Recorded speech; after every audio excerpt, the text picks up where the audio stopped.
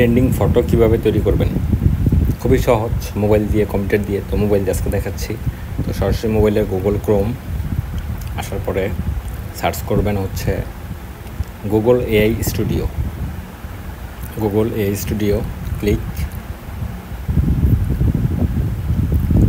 আমি কমেন্ট বক্সে অথবা ডিসক্রিপশনে দিয়ে দিব কী লিখতে হবে।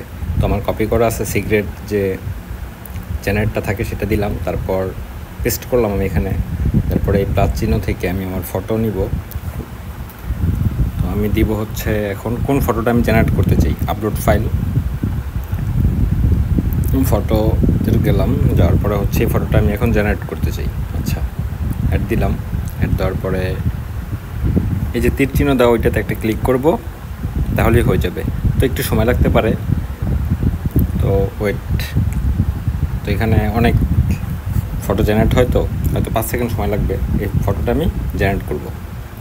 এখন ট্রেন্ডিংয়ে থাকা যে ফটোগুলো আছে, খুবই সহজ। তো ওইটা অপেক্ষা করি, দেখি কি আসে। এই যে চলে আসছে।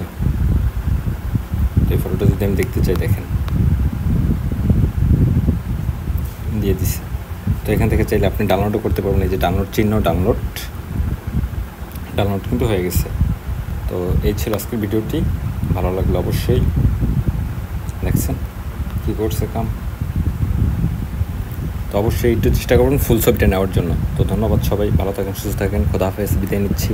দেখা হবে নতুন কোনো এক ভিডিও নিয়ে।